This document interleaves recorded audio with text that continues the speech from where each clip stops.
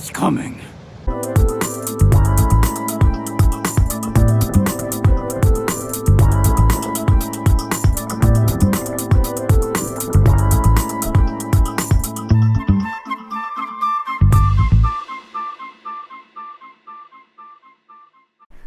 What is up, all you wily warlocks? Welcome to Kraken Week. I have a video here courtesy of your resident prismatic wizard.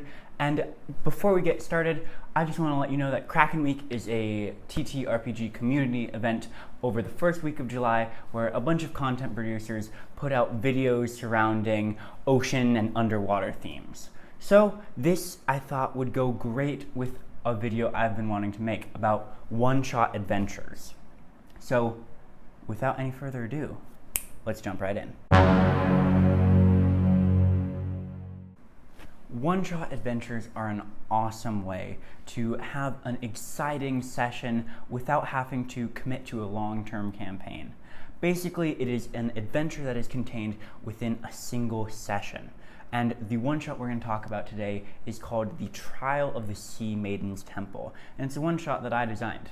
The Trial of the Sea Maiden's Temple is completely free, and you can find the link down in the description. But it takes a cast of 3 to 4 third-level characters who are mermaids in a coming-of-age ceremony. They travel through the waters of the fathoms below to a small temple and go through a few puzzles before a surprise twist at the end. Okay, right from the top of the adventure, we have the going away ceremony where we have the entire community of the mer people gathered together to send the party on their way. This is a nice moment where you can have the players describe themselves and kind of say goodbye to their family members that they might have in the village. At this time, the elder of the village also gives the party the rhyme shell, an important piece of the coming adventure. Now, the rhyme shell is very important because it is the key to the special rhyme that guides this entire adventure. Essentially, what you do is you take the rhyme shell, bring it up to your ear, and a small to rhyme enter sound into this ancient lair, appease the goddess with a hopeful prayer, to continue towards the pearl of fire, answer the questions of the priest and the lyre, join the sacred guardian's dance, but be sure to hold their stance. Wake the statues the gift of the depths, and follow them to the holy steps. Clear your mind and think, because you are on the brink.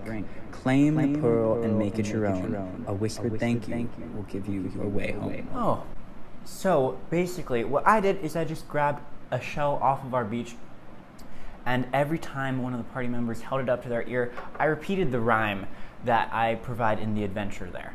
And honestly, this is a helpful guide if the party is people who are new to D&D, and it also provides hints for any veteran that might be getting stuck with the puzzles.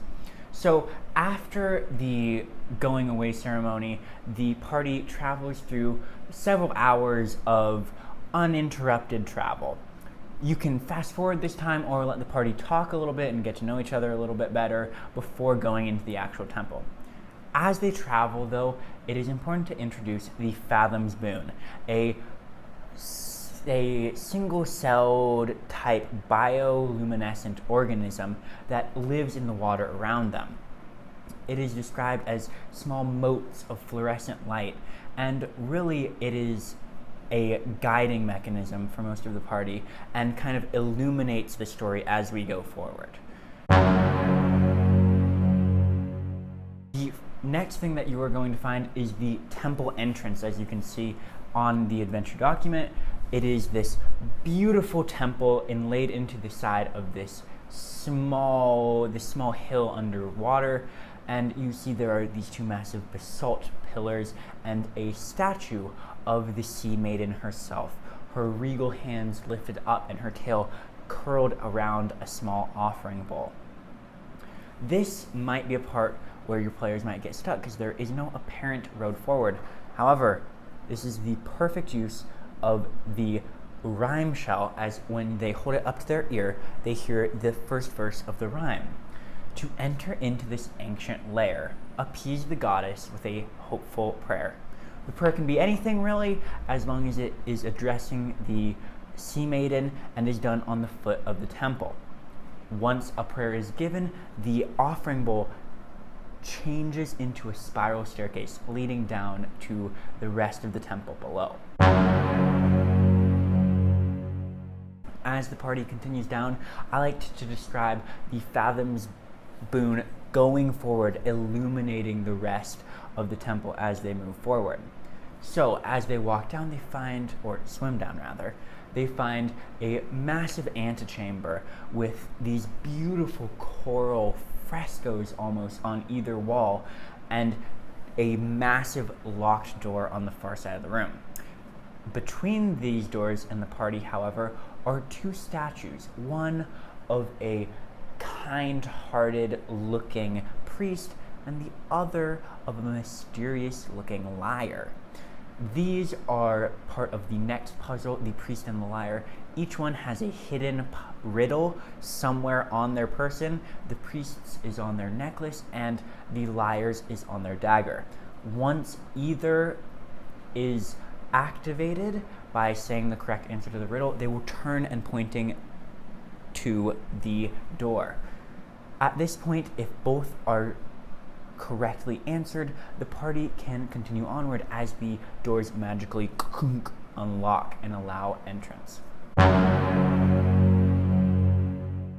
The next portion is probably my favorite because it is the dance of the pearl squid.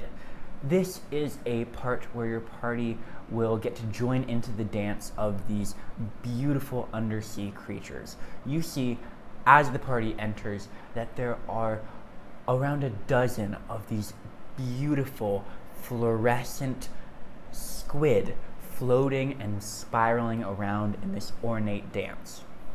The party could try to battle their way through all of these, but if they listen to the rhyme, they will figure out that they can actually join into this dance.